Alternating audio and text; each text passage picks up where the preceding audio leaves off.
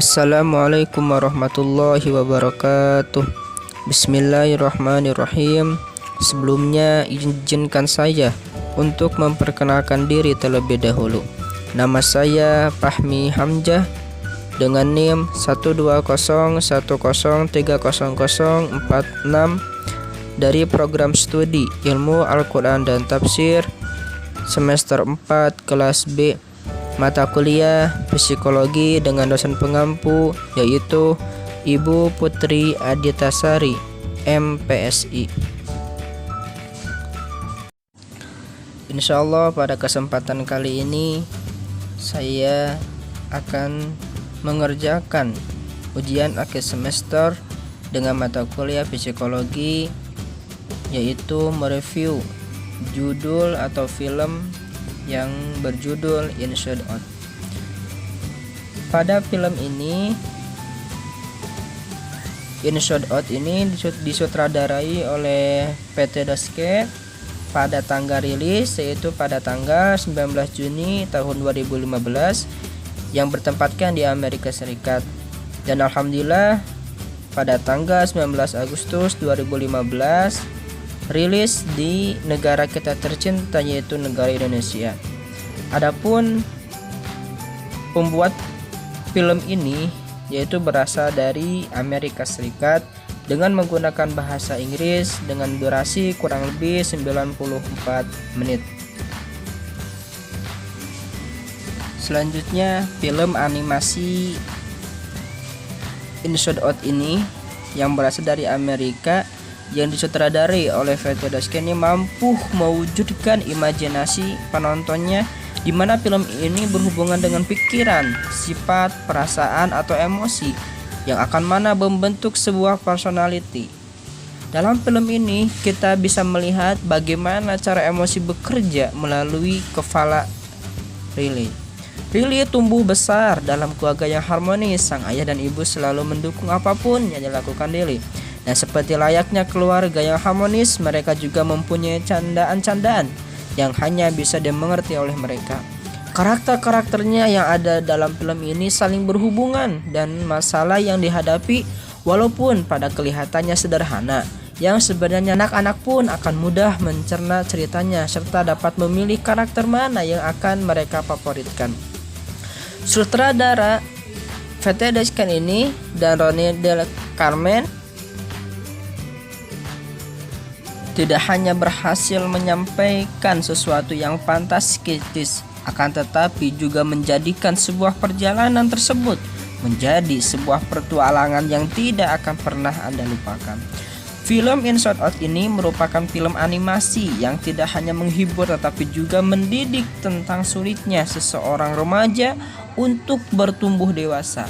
Inside Out memperlihatkan kita bahwa bukan hanya lewat animasinya yang mengagumkan, akan tetapi mampu membuat diferensiasi warna dan rasa antara dunia luar dengan dunia pikiran. Melalui film Inside ini dapat membangun sebuah kesadaran seberapa pentingnya emosi dalam hidup seseorang dan mampu menggambarkan secara sederhana cara kerja emosi yang memungkinkan kita untuk menjelaskan kecerdasan emosi kepada banyak orang. Yang menarik dalam film ini adalah bagaimana film ini menawarkan sudut pandang baru, di mana kumpulan memori ini dapat kita lihat dari perspektif yang berbeda-beda lewat kacamata emosi. Selain hal tersebut, hal yang dapat lebih jelas ditangkap adalah bagaimana setiap emosi, senegatif apapun, ternyata berguna bagi perkembangan psikologi seseorang. Film ini memiliki ide yang sangat unik dan dapat menyampaikan ide tersebut ke penontonnya dengan baik. 5 tahun lalu PT Daske mendapatkan sebuah ide untuk film ini dari pengalaman pribadinya menghadapi putrinya Ali yang telah menginjak usia 11 tahun yang mengalami turbulensi perilaku dalam beranjak dewasa. Film Inside ini memiliki ide dasar yang sangat brilian lewat riset selama 5 tahun agar setiap sisi psikologisnya dapat dieksplorasi seakurat mungkin. Ide tersebut dieksekusi dengan cara yang sangat jenius. Proses pengembangan film ini dibantu oleh sejumlah ilmuwan psikologis, termasuk Dexter Carter dari Universitas California. Maka dari itu, pesan dalam film ini tersampaikan dengan sangat baik pada saat penontonnya telah lihat. Film ini cocok oleh semua usia, terutama para orang tua yang terkadang sulit untuk memahami maksud anaknya. Secara sederhana, alur cerita pada film ini yaitu ketika Riley pertama kali membuka mata dan melihat wajah ayah dan ibunya, muncullah Joy. Seiring berjalannya waktu, muncullah anger, fear, sadness, dan disgust. Setiap kenangan Riley akan digambarkan sebagai bola-bola ingatan sesuai dengan warna emosinya. Setiap kenangan tersebut nantinya akan disalurkan ke pulau-pulau yang membentuk karakter Riley, yaitu pulau keluarga, persahabatan, olahraga, hoki, dan kekonyolan atau humor. Kehidupan Riley awalnya berjalan dengan baik, sampai akhirnya keluarganya harus pindah ke San Francisco karena pekerjaan baru ayahnya.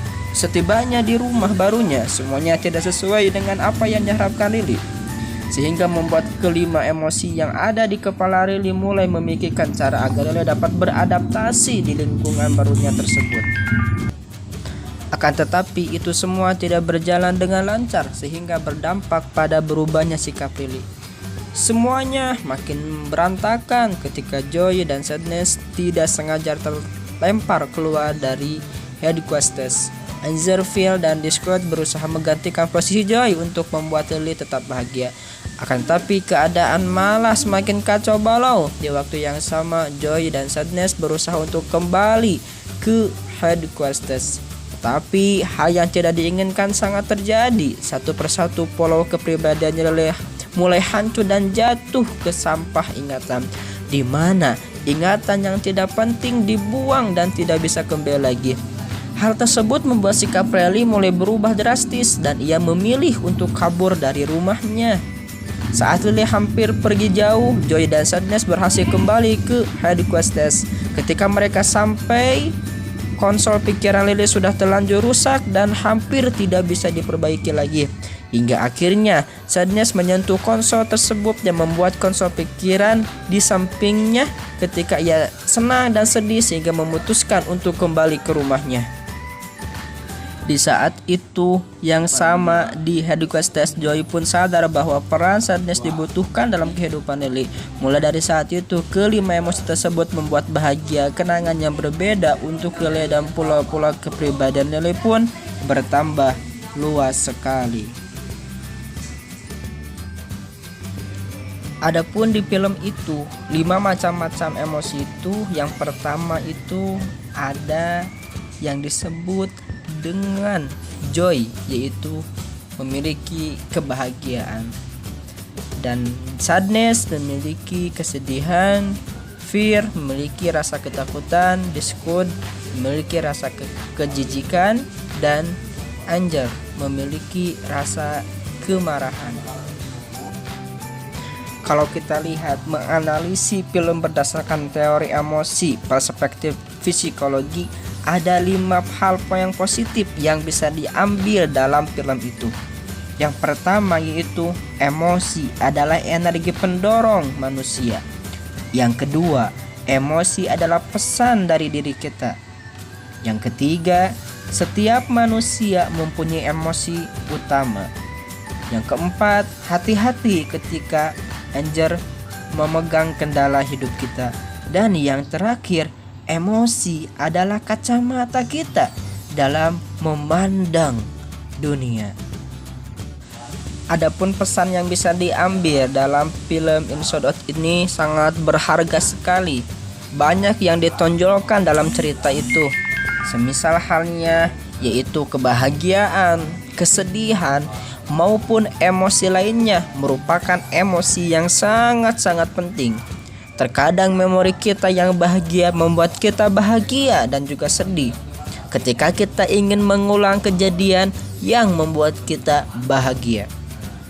Film ini mengingatkan banyak sekali inspirasi kepada kita bahwasannya untuk menjadi orang yang dewasa, bijaksana, Kita harus menerima semua emosi yang ada pada diri kita. Hal itu semua tergantung pada diri kita sendiri. Bagaimana kita mengontrol semua emosi yang ada dalam diri kita. Sekian dari saya, mohon maaf kurang dan lebihnya. Wassalamualaikum warahmatullahi wabarakatuh.